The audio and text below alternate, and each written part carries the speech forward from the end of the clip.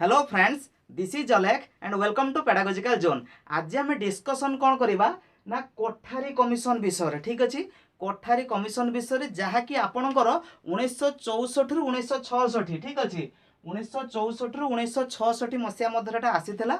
Kothari commission अन्य ना हूँ कौन ना इंडियन एजुकेशन कमिशन। कौन रोचे इंडियन एजुकेशन कमिशन ठीक अच्छे। या विषय आम जाना जे कोठारी कमिशन कौन रोचे है कि तो कोठारी कमिशन आसला कहीं ता भी गोटे कथा नहीं कि तो ता पूर्वर कौन है ना आमर जो एक्जिस्टिंग एजुकेशनल सिस्टम जो इंडिया रे थिला ताहा किसी डिफेक्ट थिला सेतरे किसी डिफेक्ट मध्य थिला ठीक अछि। ये गोटे कारण रहउची। द्वितीय कारण रहउची मध्य कोन इंडियन गवर्नमेंट चाहूले कोन ना एजुकेशनल रिफॉर्म आनिया पाई ठीक अछि इंडिया रे ठीक अछि। तो सेथि पाई से कोन बसिला ना कोठारी कमिशन आमर आसीथिला ठीक अछि। आउ गोटे कारण मध्य रहउची कोन कोठारी कमिशन पूर्वर आमर 5टा अलरेडी कमिशन बसी सारी थिला है कि आ सेमाने जो रिसर्च करथिले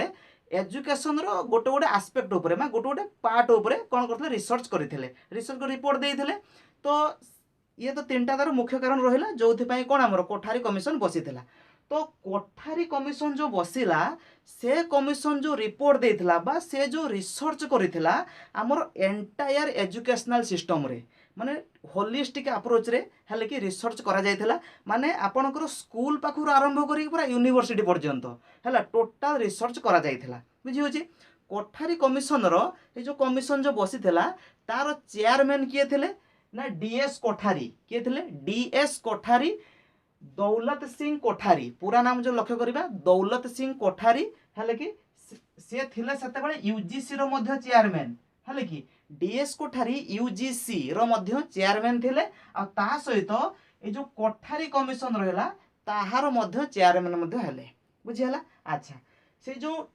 कोठारी कमिशन रे टोटल मेंबर थिले केते ना 17 जण मन रखि थांतु मेंबर थिले टोटल केते ना 17 जण 17 जण रु 12 जण थिले इंडियन 5 जण थिले फॉरेन 12 जण थिले हमर इंडियन 5टा कोन थिले ना फॉरेन 5टा को देश थिला हम जानिबा गोटे होचे आपन करी 5टा हेले कि कोन थिला जानिबा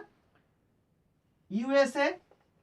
अमेरिका थिला यूके थिला हेले कि इंग्लैंड जोटा आपन रहउची यूके ठीक अछि। ता सहित आपन कर यूएसएसआर रशिया जोटा वर्तमान को होउची यूएसएसआर सेते बेले हेले कि थिला। ता सहित आपन कर फ्रांस थिला जापान भी थिला कोन थिला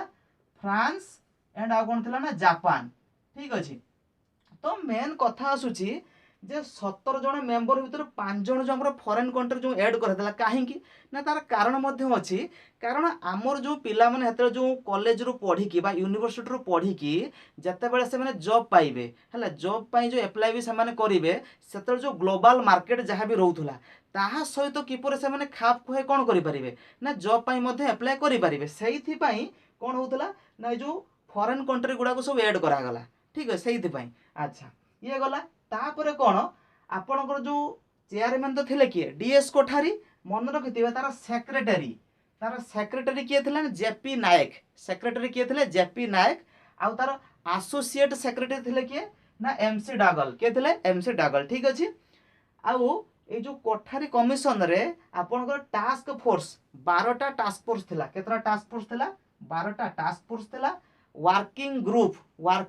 थिले केतरा ना 7टी के थिले 7टी ठीक अछि। तो कोठारी कमिशन कौन करथला तार जो मेंबर्स माने जो थिले से माने भारतर विभिन्न स्थान को बुलिले हेले कि भारतर विभिन्न स्थान को हेले कि बुलिले लोक मानक सह कौन कले ना कथावार्ता कले केउ जगार कौन सब एजुकेशन रो प्रॉब्लम्स कौन सब रहउची लैंग्वेज रिलेटेड प्रॉब्लम्स कौन सब रहउची हेले अन्य जहाँ भी प्रॉब्लम रहउची हेले कि से सब कौन कले ना एनालाइज से माने करिथिले। सेते बेले से जो भारत रे जो सब जगह बुली थिले तांकू लागि थिला केते दिन ना 100 दिन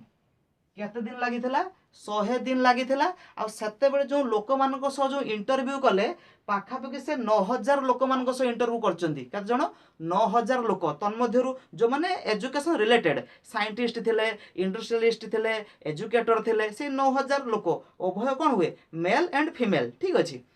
तो ये करथिले तांको पाखरु जहाँ भी सब रिपोर्ट पाइले तांकर जो मतामत जहाँ भी थिले से 9000 लोकंकर एजुकेशन रिलेटेड जहाँ भी प्रॉब्लम्स थिला है कि से सब कौन कले तो रिपोर्ट सब से कलेक्शन कर तो एनालाइज करेंगे ठीक अच्छे। तो सी तो कले किंतु वर्तमान जानिबा कौन आमर जो कोठारी कमिशनटा आरंभ केबे होइतला ना आपनकर क्लियर हेबे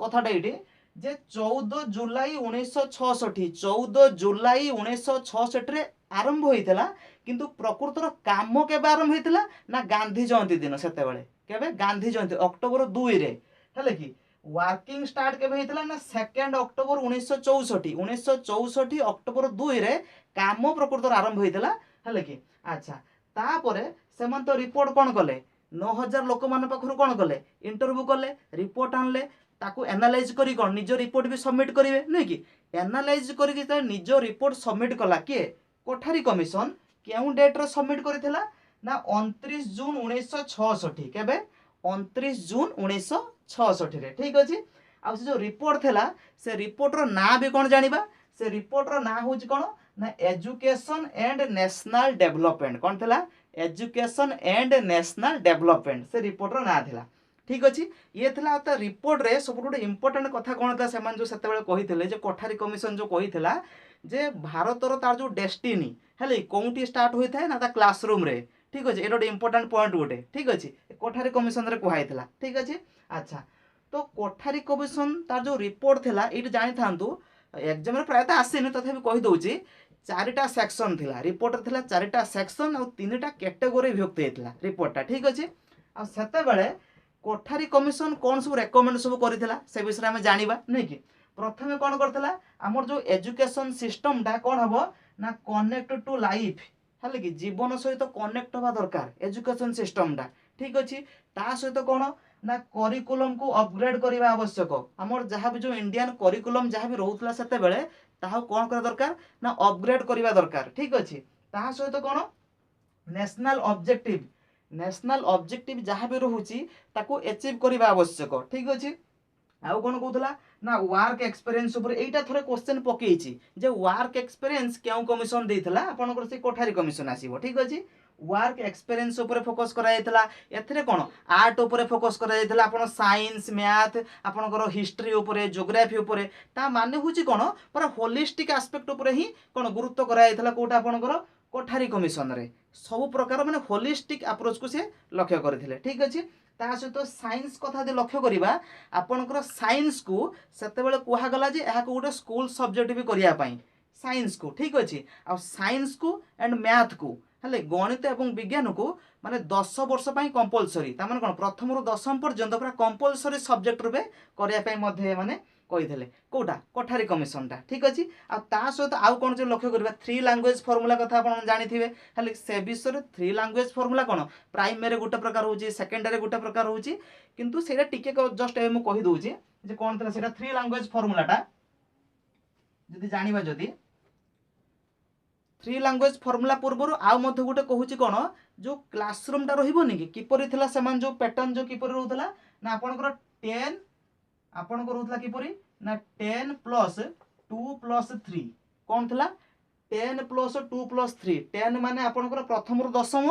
2 टा होची आपनकर प्लस 2 जो 2 वर्ष 11 12 जोटा 2 वर्ष आ 3 टा थिला आपनकर डिग्री हेले कि माने 10 ता बुझि भेले तो प्रथम रु दशम 10 वर्ष आ 2 टा थिला आपनकर जो 11 12 जोटा को होतला सेते बेले जोटा हमर प्लस 2 वर्तमान को होची आ तापरे 3 टा थिला जो 3 वर्ष को डिग्री प्रोग्राम बुझि होची तो एठा भी से कोठारी कमिशन ही देइतला सेते बेले ठीक अछि यदि ये भी 10 वर्ष कथा लक्ष्य करिबा 10 टा को भी ये भी डिवाइडेड हेजी कते ना 4 प्लस 3 प्लस 3 रे हला 4 वर्ष होची लोअर प्राइमरी 3 वर्ष होची अपर प्राइमरी ये 3 वर्ष एमिति 4 3 3 एमिति मध्ये विभक्तकरण मध्ये होइतला हले कि जदि हमें जानिबा अच्छा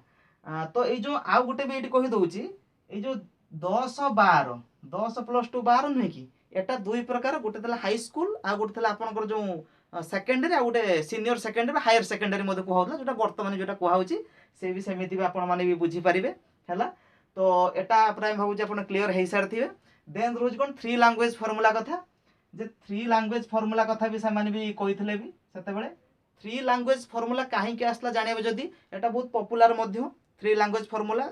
एजुकेशन साइकोलॉजी रे प्राय समस्त जानती मुख्यतः इंग्लिश पेडागोजी रे बेसी पकाई एटा को क्वेश्चन टा को अवश्य थ्री लैंग्वेज फार्मूला तो डिटेल्स कहूने ठीक खाली कहूची कांसेप्ट क्लियर होया पई मध्य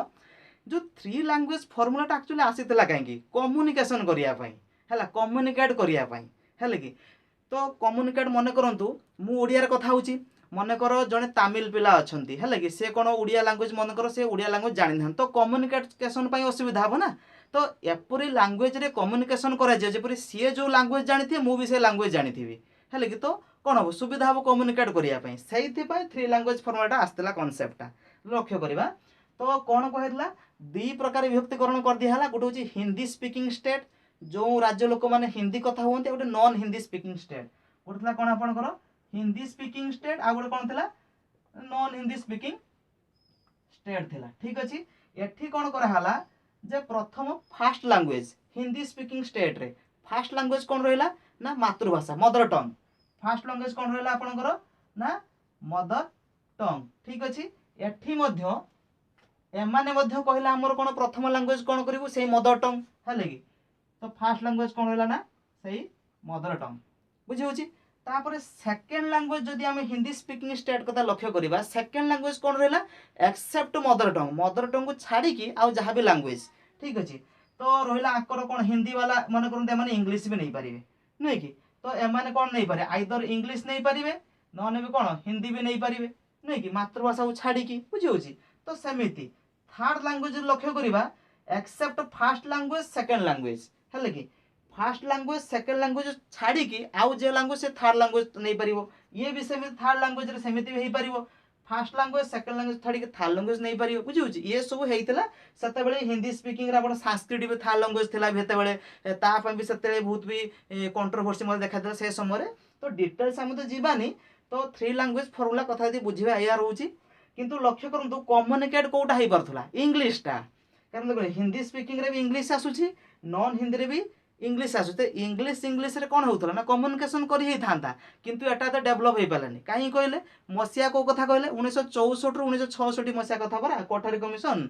है 64 रु 66 मसीहा टाइम चिंता कर तो से समय कौन कम्युनिकेशन किपरि जो बहुत माने कौन प्रोब्लेम्स देखा देउथला ठीक अच्छे तो ये जदि टोटाल आम लक्ष्य करवा कौन ना कोठारी कमिशन कथा मु आशा करुँच प्राय कनसेप्ट आपने क्लीयर हो सारी थे जदि कि डाउट थी देन आपने कमेंट सेक्शन लिखिपारे कहीं कोठारी कमिशन रे बहुत कथा कहला टीचर मान सालारी बढ़ाई है कि ये भी बहुत कथा रही आर्ट उपर फोकस कर कि साइंस आ मैथ उपर फोकस कर बुझे तो बहुत गुड़े कथा अवश्य अच्छी किंतु जोटा कि आप एग्जाम रिलेटेड जहाँ भी पढ़ुचे सहीटा आम डिस्कसन करदेले है जो डाउट थी देन आप कमेंट सेक्शन लिखिपारे है कि आप भी जी क्लास जो चलो ना सी कमिशन रिलेटेड क्लास ही करी है आउ मल्टीपल चॉइस क्वेश्चन ही आमर जो जहाँ भी रोचे टॉपिक वाइज जहाँ भी रोचे डिस्कसन करा ठीक अच्छे।